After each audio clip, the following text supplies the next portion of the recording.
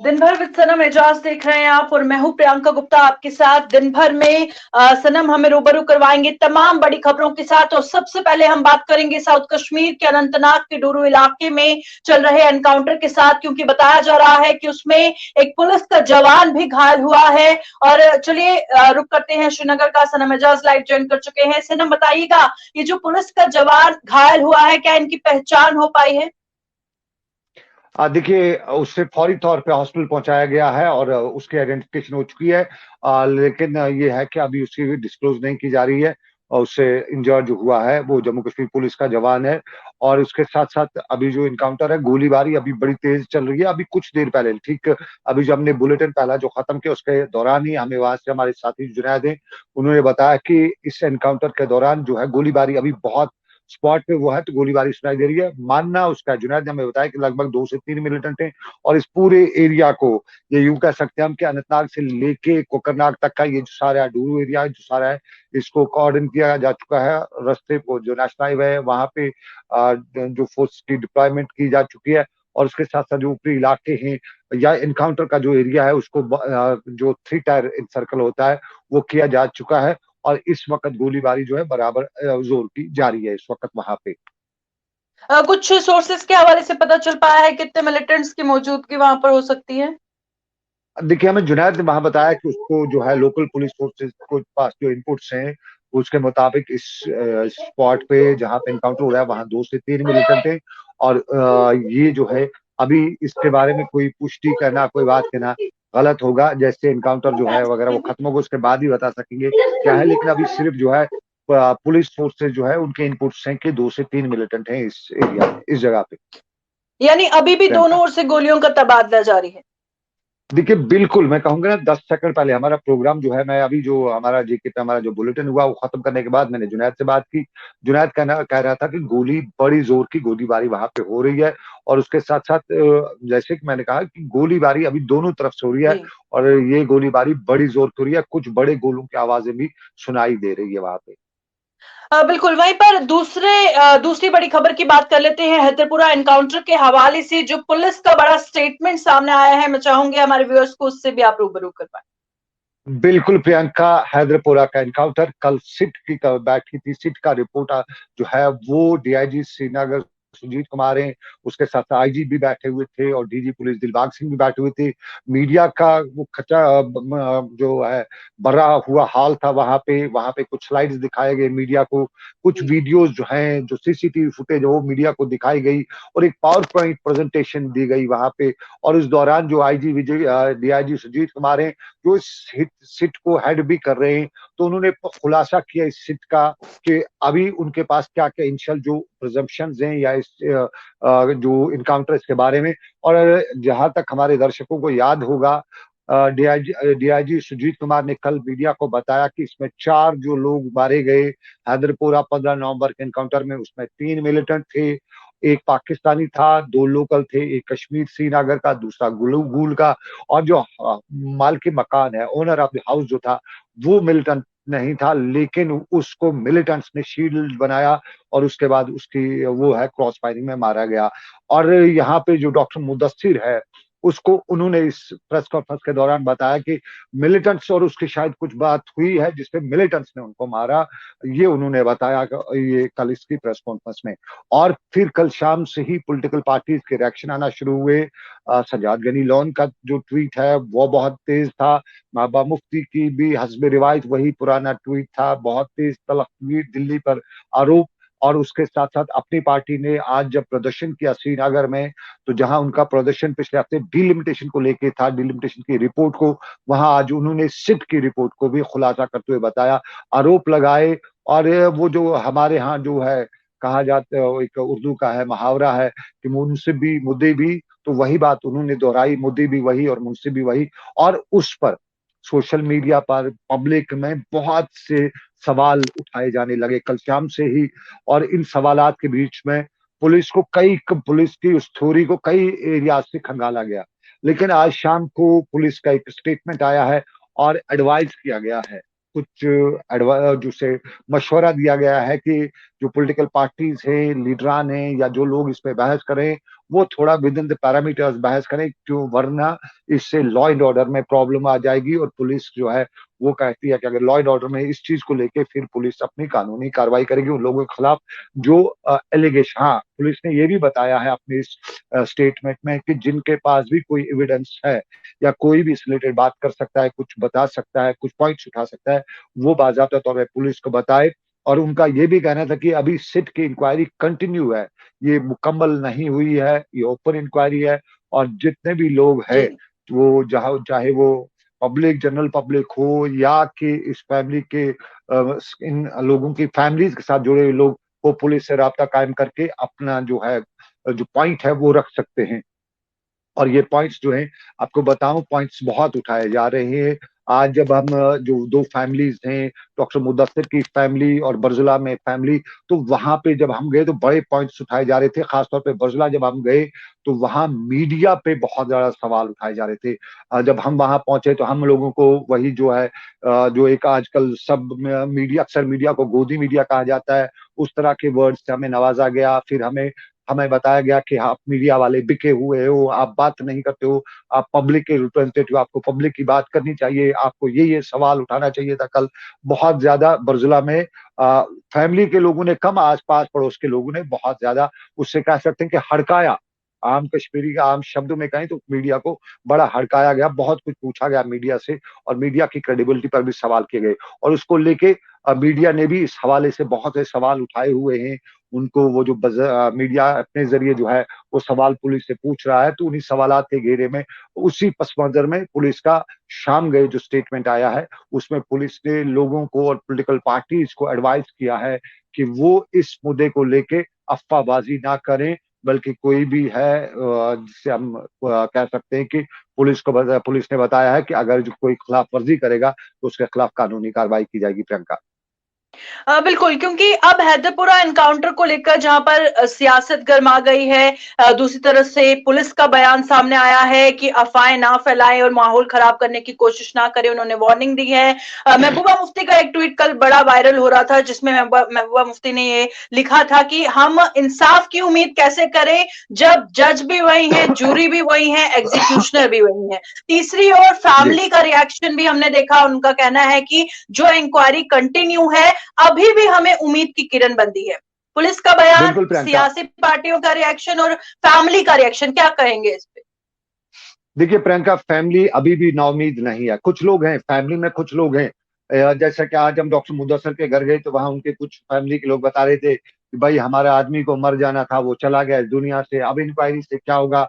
और कुछ लोग ये भी बता रहे थे कि इंक्वायरीज बहुत होती हैं, क्या होता है इंक्वायरी से। लेकिन उनकी वाइफ जो है पढ़ी लिखी थी, वो हमारे साथ जब बात करी थी, उसका कहना था कि नहीं, वो चाहती हैं कि जिसने अगर जुर्म किया है, चाहे उसका ये भी कहना अगर मेरे पति ने जुर्म किया है तो मैं कल सर उठा के बाहर नहीं निकल सकूंगी, तो ये साफ होना चाहिए, पुलिस मुझे साफ करे, वो वीडियो एविडेंस पब्लिक करे, मुझे दिखाए कहाँ पे है।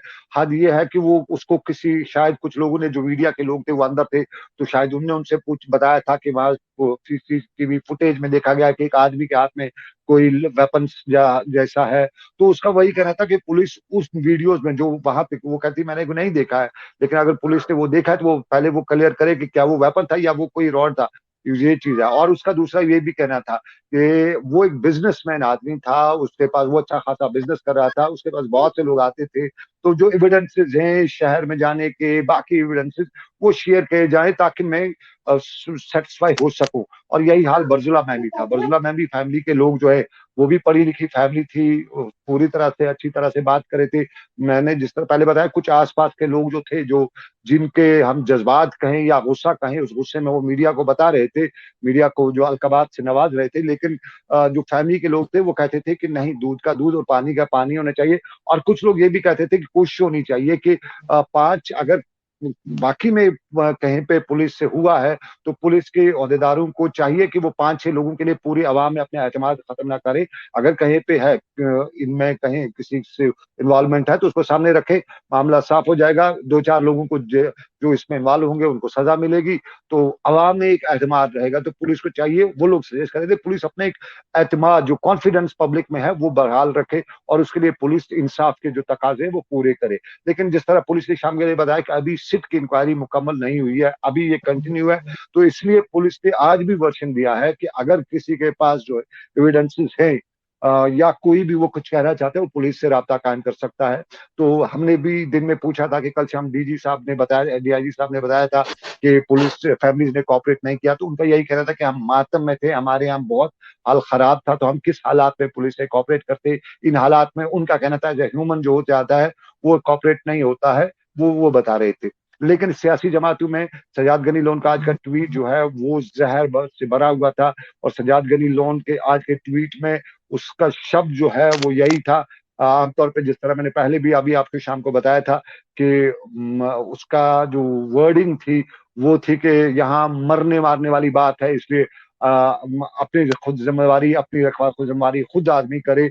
वो हमारे यहाँ बसों में लिखा रहता है ना कि सवारी अपने सामान की खुद जिम्मेवार है, बिल्कुल उसी तरह का था कि बाहर ड्राइवर गाड़ी को कहाँ ले जाता है, लेकिन सवारी अपने सामान की अपनी खुद जिम्मेदार है। वही इसी तरह का ट्वीट था और बहुत तेज था। और उसके साथ साथ अपनी पार्टी ने भी जब प्रेस कॉन्फ्रेंस की अल्ताफ बुखारी ने प्रोटेस्ट के बाद, तो उसने ये भी बताया कि एक तो यहाँ पे फ्रीडम ऑफ एक्सप्रेशन नहीं है, मीडिया को बोलने नहीं दिया जाता है, अल्ताफ बुखारी बता रहे थे। और उसके साथ साथ इस पे भी उन्होंने जो अपना रिएक्ट दिया वो बहुत ही था। और पिछले जब से ये दिसंबर का महीना जो है, इसमें जो देखने में आ रहा है कश्मीर में, जो सारे साल में नहीं वो लगभग इस साल में, इस महीने में होता हुआ दिखाई दे रहा है। बहुत ज्यादा वो कहेंगे कि एक तरह से वन साइडेड गेम इस वक्त कश्मीर में चल रही है पॉलिटिकल पार्टीज की। बिल्कुल, क्योंकि आपने जिस तरह से जिक्र किया, जो अपनी पार्टी का प्रोटेस्ट हुआ उसमें भी बड़े बड़े बैनर उन्होंने हाथ में लिए हुए थे जिसमें लिखा था गिव फ्रीडम टू मीडिया। और उसी के चलते थोड़ी ही देर पहले हमने एक खबर सुनी थी, पीडीपी द्वारा एक मैगजीन जो है, एक लेटर निकाली गई थी जिसमें उनका कहना था कि मीडिया वो बातें नहीं कर पाता है, वो चीजें हाईलाइट नहीं कर पाता है, इसलिए पीडीपी पार्टी की तरफ से जो है ये निकाला जा रहा है डिटेल्स के साथ, ताकि ये हाईलाइट हो सके। तो क्या कहेंगे फ्रीडम ऑफ एक्सप्रेशन के हवाले से, क्योंकि बार बार जो पॉलिटिकल पार्टीज का कहना है कि मीडिया वो नहीं कह पाती है जो सच्चाई है। देखिए, पीडीपी का ये जो न्यूज लेटर है ये पिछली बार है, ये अब उन्होंने बाकायदा तौर पे मंथली बेसिस पे निकालना जी। शुरू कर दिया है। और उनका जो मानना है, जो पीडीपी के लीडरान ने, पीडीपी का कैडर, उनका मानना है कि कश्मीर में इस वक्त मीडिया को बात करने नहीं दी जाती है, लिखने की इजाजत नहीं है। और अगर कोई लिखता है तो उसका, ये पीडीपी के लोग कहते हैं, उसको तंग किया जाता है, उस पर केस ठोके जाते हैं और उसको हरास किया जाता है। कोई लिखना चाहे तो उसको पहले ही बता देते हैं कि अगर आपने ऐसे किया तो हम ऐसे करें। ये पीडीपी के लोग कहते हैं। उसी चीज को उनके शब्दों में काउंटर करने के लिए उन्हें बाकायदा तौर पर अपना एक मैगजीन निकालना शुरू कर दिया है, जो पिछले महीने भी छपा था, अब दोबारा छपा। और उस मैगजीन में बाकायदा तौर पे जो इवेंट्स है, चूंकि पीडीपी में बड़ी तादाद में जो अब लीडरशिप है वो पढ़ी लिखी है, और उसका साथ तौर में बहुत से लोग में जर्नलिज्म करके आए हुए हैं, जो जर्नलिज्म में भी थे, पढ़ के भी आए हैं और प्रैक्टिकली भी उन्होंने जर्नलिज्म किया हुआ है। जैसे सुहेल बुखारी उनके जो प्रवक्ता है, वो जर्नलिस्ट रह चुके हैं और काफी अनुभव है उनके पास जर्नलिज्म का। और इसके साथ साथ बाकी जो लोग हैं वो पढ़े लिखा कैडर जो है वो बहुत पढ़ा लिखा और जर्नलिज्म करके है, तो इसलिए उन्हें इस तरह की परेशानी है। और वो स्टोरीज जो है वो फाइल खुद अपने इसी जो उनका जो न्यूज लेटर मैगजीन है उसमें वो छाप रहे, ताकि उनका मानना है कि जो जहां पे सरकार कहीं पे छापने ना दे, ग्राउंड सिचुएशन को ब्लैक आउट कर ले, तो उस चीज को वो उसमें दे रहे हैं। जी, वहीं पर चलिए रिश्वतखोरों की अब बात कर लेते हैं, क्योंकि आज एंटी करप्शन ब्यूरो द्वारा एक बड़ी कार्रवाई बडगाम में की गई है और आज पटवारी को और एक डेली वेजर को जो रंगे हाथों गिरफ्तार किया गया है रिश्वत लेते हुए। काफी डिसअपॉइंटिंग है सनम, क्योंकि जिस तरह से लगातार इस तरह के मामले सामने आ रहे हैं, 90,000 का चेक को 10,000 रुपया कैश लेते जो उन्हें गिरफ्तार किया गया है। जी देखिए प्रियंका, यहाँ सरकार रिश्वत के खिलाफ बहुत ज्यादा है, और सरकार का खुद नरेंद्र मोदी जो हमारे प्रधानमंत्री हैं, उन्होंने बार बार बताया कि किसको बख्शा नहीं जाएगा। लेफ्टिनेंट गवर्नर मनोज सिन्हा भी इस पे बहुत ज्यादा बता रहे, लेकिन ये आदत जो है, ये कमबख्त लगी हुई है, इसको चेट को छोड़ नहीं रही है। जानते हैं मुलाजिम के हमारे खिलाफ सख्त कार्रवाई हो सकती है, लेकिन फिर भी, और खासतौर पर ये रेवेन्यू डिपार्टमेंट का एक माजी है। कहते हैं दुनिया में जो बड़े बड़े लीडर हैं वो पटवारी से बहुत डरते हैं, तो हमारे यहाँ पटवारी से भी जो शायद पहले कम डरते थे, लेकिन अब जो पता खुल के निकल के आ रहा है, पटवारी से बहुत ज्यादा डरना पड़ रहा है।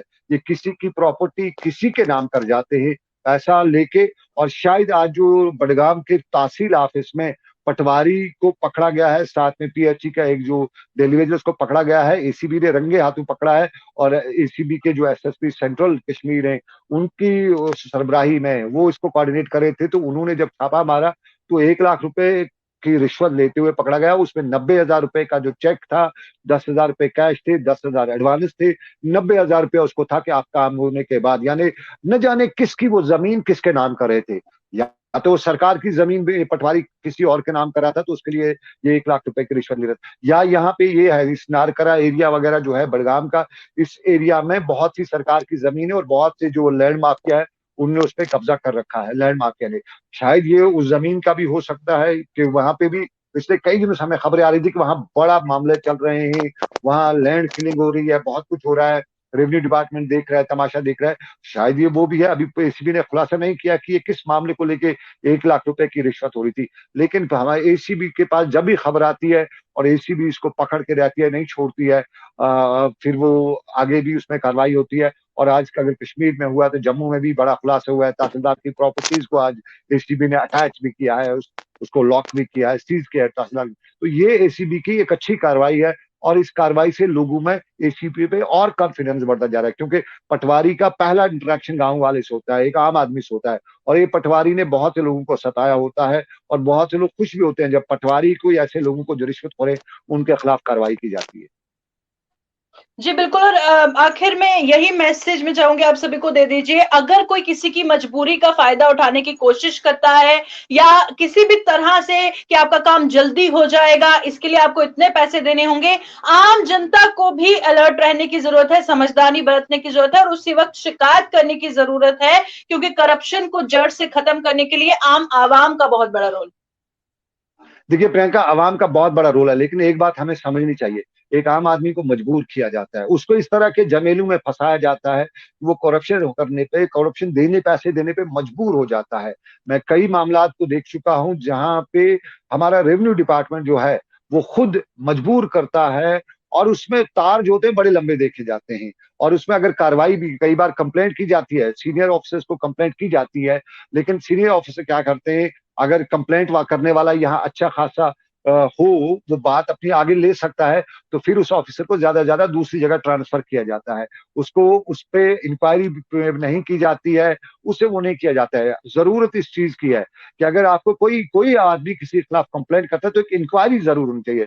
ये है, यूजुअली कहा जाता है कि न यहाँ जी मुफ्त में इनको ये जो है कंप्लेंट्स की जाती है। 99% जो इंक्वायरी कंप्लेंट्स होती हैं वो सही होती हैं, 1-2% को हम कह सकते हैं कि किसी की जाती दुश्मनी है व किसी और वजह से, लेकिन ओवरऑल 99% मैंने देखी है, मैंने भुगता है, ये रेवेन्यू डिपार्टमेंट इस आम आदमी को कितना परेशान करता है, ये वही जानता है जो इस रेवेन्यू डिपार्टमेंट के दफ्तर में एक बार जाता है और उसको मजबूर करता है कि वो रिश्वत देने पे मजबूर हो जाए। जी बिल्कुल। शुक्रिया सनम, दिन भर में हमारे व्यूअर्स को अपडेट करने के लिए। कल फिर इसी समय मुलाकात होगी। सनम एजाज के साथ आप दिन भर दिख रहे थे और यही जिस तरह से आपको अपडेट भी करवाया, पर उसी के चलते एक बहुत अच्छा मैसेज। पर ये बहुत बड़ी बात है कि जो आम आवाम को मजबूर करता है उसके खिलाफ कड़ी से कड़ी कार्रवाई होनी चाहिए, जो कि आज हुई भी। फिलहाल इस अपडेट में इतना ही, दिखते रहे।